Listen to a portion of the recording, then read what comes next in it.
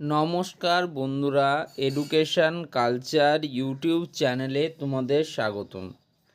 তো দেখো, তোমাদের অনেকের আজ অর্থাৎ 25 সেপ্টেম্বর থেকে তোমাদের যে ইন্টারনাল এক্সামিনেশান কলেজগুলিতে শুরু হচ্ছে, সেটা ডিপ্লোমার first year first semester, second year third semester এবং থার্ড ইয়ার ফিফথ সেমিস্টারদের কিন্তু তোমাদের যে ইন্টারনাল এক্সামিনেশান চালু হচ্ছে।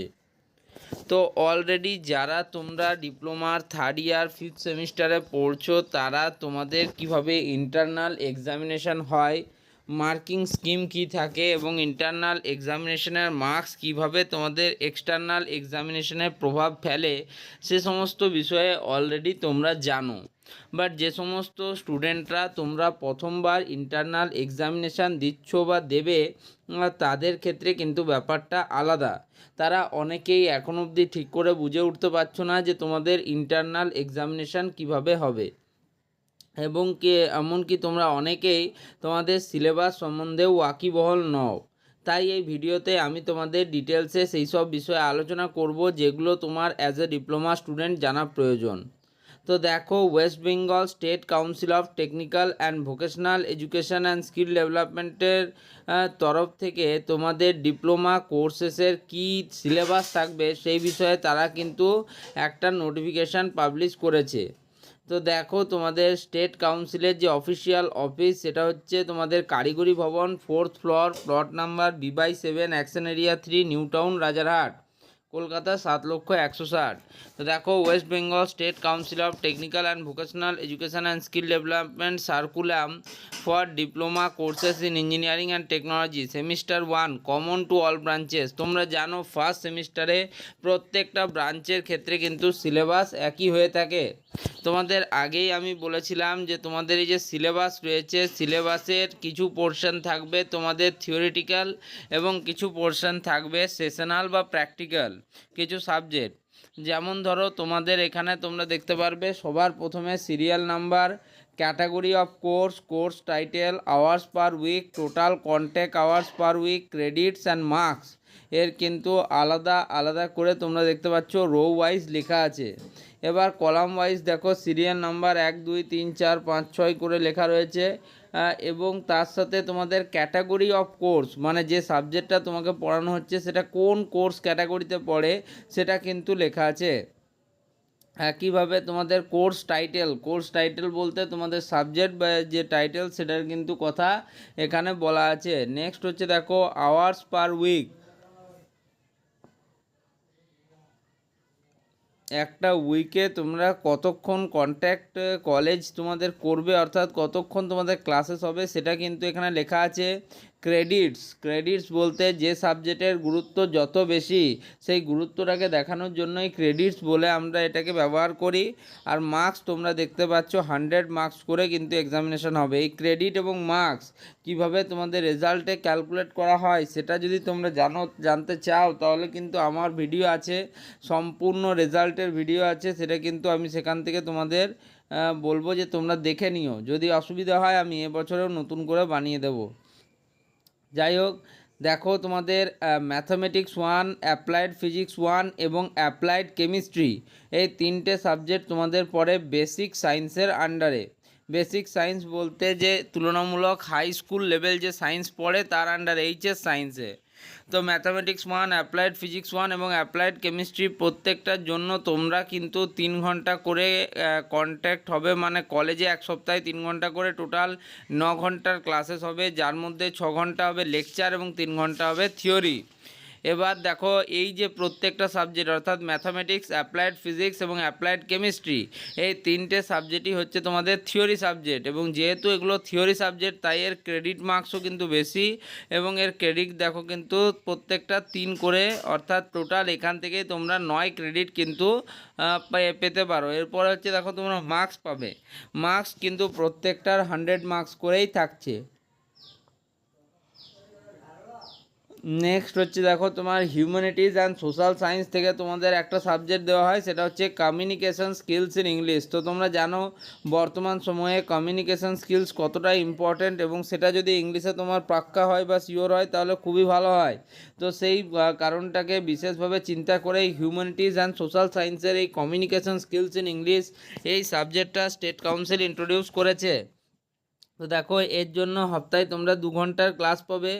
আর এরপর হচ্ছে এই সাবজেক্টটার ক্রেডিট মার্কস হচ্ছে 2 এবং এর টোটাল মার্কস হচ্ছে 100।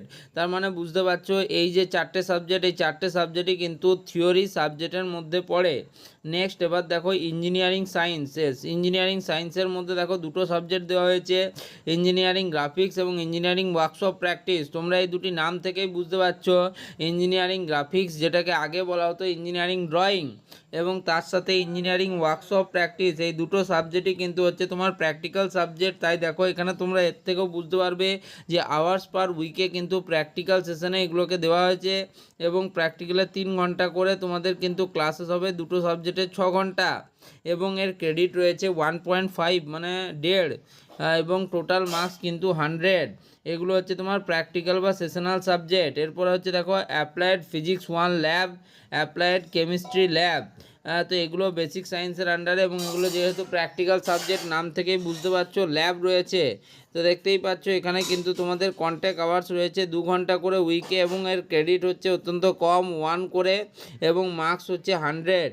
এরপর হচ্ছে হিউম্যানিটিজ অ্যান্ড সোশ্যাল সায়েন্সের জন্য আরও 2টো সাবজেক্ট, যথাক্রমে স্পোর্টস অ্যান্ড যোগা, যার কন্ট্যাক্ট আওয়ার 2 এবং ক্রেডিট 1, এবং communication skills in English lab, সেটা কিন্তু হচ্ছে তোমার contact hours 2, credit 1, total marks 100। অর্থাৎ যদি আমি বলি তো 4টে সাবজেক্টে তোমাদের কিন্তু এক্সটার্নাল এক্সামিনেশান দিতে হচ্ছে, সেগুলো যথাক্রমে mathematics 1, applied physics 1, applied chemistry এবং কমিউনিকেশান স্কিলস ইন ইংলিশ, এবং বাকি সাবজেক্টগুলো তোমাদেরকে প্র্যাকটিক্যাল বা সেশনাল এক্সামিনেশান হবে, যেমন engineering graphics, engineering workshop practice, applied physics 1 lab, applied chemistry lab, sports and yoga এবং communication skills in English lab.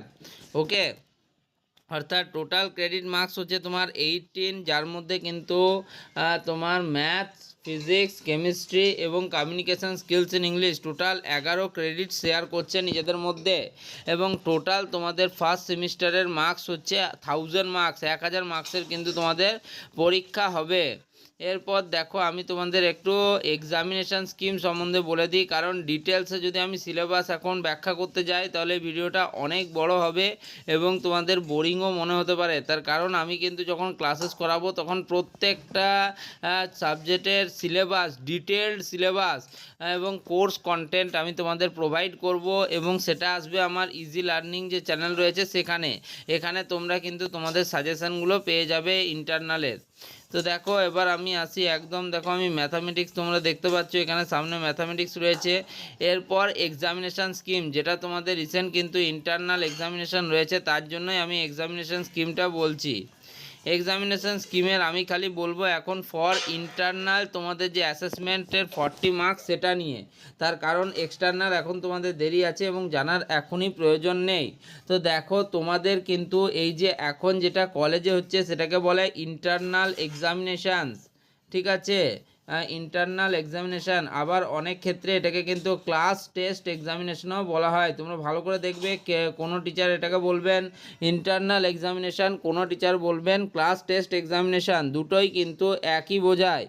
তাহলে তোমরা আশা করি বুঝতে পারলে এটা কিন্তু 20 মার্কসের হচ্ছে তোমাদের প্রত্যেকটা কলেজে 20 মার্কসের করে ইন্টারনাল এক্সামিনেশান হচ্ছে বা হবে। তার কারণ 24 তারিখ বিপিসিতে শুরু হয়েছে, ঠিক আছে। নেক্সট তোমাদের আজকে 25 তারিখ মালদাতে আছে, এবং মালদা বলছি আরও অনেক কলেজে রয়েছে 25 তারিখ থেকে, এবং একইভাবে তোমাদের 3 তারিখ থেকেও অনেক কলেজে এক্সামিনেশান রয়েছে ইন্টারনাল।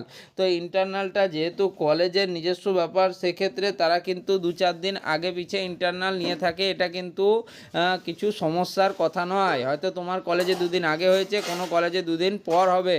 তো তোমাদের এই যে 20 মার্কসের ইন্টারনাল হচ্ছে সেটা কিন্তু টোটাল 2 বার হবে। অর্থাৎ ধরো এখন তুমি দিলে অক্টোবরে তোমাদের এক্সামিনেশান হলো, তারপরে পুজোর পরে নভেম্বরে একটা কিন্তু তোমাদের ইন্টারনাল হলো, তুমি অক্টোবরের ইন্টারনাল 20 মার্কসের হবে, নভেম্বরে ইন্টারনাল 20 মার্কসের হবে। তারপর দেখো এখানে স্টেট কাউন্সিল কাউন্সিল থেকেই বলে দেওয়া হয়েছে choose best 2 out of 3 class test or internal examinations. তো বলছে যে 3টে এক্সামিনেশনের কথা, কিন্তু 3টে এক্সামিনেশান হয় না, মেনলি 2টো এক্সামিনেশন হয়। ধরো তুমি অক্টোবরের এক্সামিনেশান এবং নভেম্বরে দুটো তোমাদের ইন্টারনাল হলো, হওয়ার কথা 3টে কিন্তু হয় 2টো। অক্টোবরে ধরো তোমার 20 নম্বরের এবং নভেম্বরে 20 নম্বরের করে ইন্টারনাল এক্সামিনেশান হলো। অক্টোবরে তুমি পেলে 15 কোনো সাবজেক্টে এবং তুমি নভেম্বরে পেলে 17। সেক্ষেত্রে তুমি যে বেস্ট মার্কসটা পেলে দুটো ইন্টারনালের মধ্যে, ধরো তুমি নভেম্বরে যে 17 মার্কস পেয়েছো, সেটাই কিন্তু তোমার যে ফাইনাল মার্কশিট সেখানে কিন্তু সেটা দেখানো হবে। এবং অনেক ক্ষেত্রে দেখা যায় যে এই যে ইন্টারনালের মার্কসগুলো সেগুলো কিন্তু টিচাররা নিজেদের কলেজের গ্রুপগুলিতে শেয়ার করেন যে কে কত মার্কস পেয়েছে। এবং যদি তুমি চাও যে আমি কপি চেক করে দেখতে চাই, তোমার মনে হয় যে মার্কস কম রয়েছে, সেক্ষেত্রে তারও কিন্তু ব্যবস্থা তারা করে দিতে পারেন। ওকে, নেক্সট দেখো ক্লাস অ্যাটেন্ডেন্সের উপর কিন্তু 10 মার্কস রয়েছে। ক্লাস অ্যাটেন্ডেন্স 10 মার্কস বলতে বোঝায় তুমি কতদিন কলেজ গেছো। দেখো এর একটা ক্রাইটেরিয়া আছে, যদি তুমি 60 to 65% ডেজ যদি কলেজে উপস্থিত থাকো, তাহলে তুমি as per state council 2 marks পাবে। যদি 65% টু তুমি 70% টাইমস যদি কলেজে যেতে পারো, তাহলে তুমি 4 মার্কস পাবে। ওকে, দেন তুমি যদি 70 to 75% তুমি যেতে পারো, তাহলে তুমি 6 মার্কস পাবে। যদি তুমি 75 to 80% যেতে পারো কলেজ, তাহলে তুমি 8 মার্কস পাবে। এবং তুমি যদি 80% অ্যান্ড অ্যাবাভ 80% প্লাস তোমার যদি অ্যাটেন্ডেন্স থাকে কলেজে, সেক্ষেত্রে তুমি কিন্তু এই অ্যাটেন্ডেন্সের 10 মার্কসের ফুল মার্কসটি পাবে। এটা কিন্তু বিশেষভাবে প্রয়োজনীয়, যে এটা কিন্তু তোমাদেরকে জানতে হবে। যাদের 80% বা তার অ্যাবাভ ক্লাসে অ্যাটেন্ডেন্স থাকবে, তারা কিন্তু 10 আউট অফ 10 মার্কস কিন্তু পেয়ে থাকে। এবার দেখো এটা বিভিন্ন কলেজের ক্ষেত্রে বিভিন্ন হয়। টিচাররা কিন্তু অনেক ক্ষেত্রে 75% এর অ্যাবাভ থাকলেও তাকে 10 মার্কস দিয়ে থাকেন। তবে এটা কলেজ এবং টিচারের উপর ডিপেন্ড করছে। সেটা কিন্তু তোমাদের কলেজে কীরকম নাম্বার দেওয়া হয় সেটা কিন্তু আমি বলতে পারবো না, সেটা তোমাদের কলেজ অথরিটিকে তোমরা এই রুলসটার ব্যাপারে জিজ্ঞেস করবে। আবার অনেক টিচার কিন্তু এই রুলসটাকে স্ট্রিক্টলি ফলো করেন। নেক্সট 3 নম্বরে দেখো viva slash quiz slash presentation slash assessment slash project slash report etcetera হচ্ছে 10 মার্কস। তো দেখো তোমাদের মূলত অ্যাসাইনমেন্ট করানো হয় এবং অ্যাসাইনমেন্ট একটা দেওয়া হলো একটা নির্দিষ্ট টপিকে এবং সেই নির্দিষ্ট একটা দিনে তো দের কিন্তু অ্যাসাইনমেন্টটা কলেজকে জমা দিতে হয় এবং সেই অ্যাসাইনমেন্টের উপর নির্ভর করে কিন্তু তোমাদের মার্কস আসে। মনে রাখবে, যদি তোমার এবং তোমার বন্ধুর অ্যাসাইনমেন্টের কোশ্চেন এক হলো অ্যাসাইনমেন্টের এবং তোমরা একই উত্তর লেখো, তাহলে কিন্তু তোমাদের কিন্তু দুঃখ আছে কপালে। তোমাদেরকে কিন্তু উত্তর আলাদা লিখতে হবে, একদম কারুটা একদম হুবহু তোমার ছেপে দেওয়া চলবে না। হ্যাঁ, তুমি কারুর কাছ থেকে নিতে পারো যে হ্যাঁ এই টপিকটাও ভালো লিখেছে, এই টপিকটার আরও রিসার্চ করে সেটা কিন্তু করতে পারো। বাট বেশিরভাগ কলেজে এই 10 মার্কসের জন্য অ্যাসাইনমেন্ট করানো হয় এবং কোনো কোনো কলেজে আবার কুইজও নেওয়া হয়, কোথাও কিন্তু রিপোর্ট বা প্রজেক্টও সাবমিট করতে বলা হয়। এবার তোমার কলেজে কি করা হবে সেটা তোমার কলেজ অথরিটি ডিসাইড করবে, এটা আমার কাজ নয়। তাহলে টোটাল তোমরা যেটা বুঝতে পারলে পুরোটা থেকে, যে তোমাদের যে কলেজ রয়েছে সেই কলেজে মূল বিষয়গুলো হচ্ছে যে 20 মার্কসের দুবার ইন্টারনাল, তার মধ্যে যেটাতে হায়েস্ট পাবে সেটা, ঠিক আছে।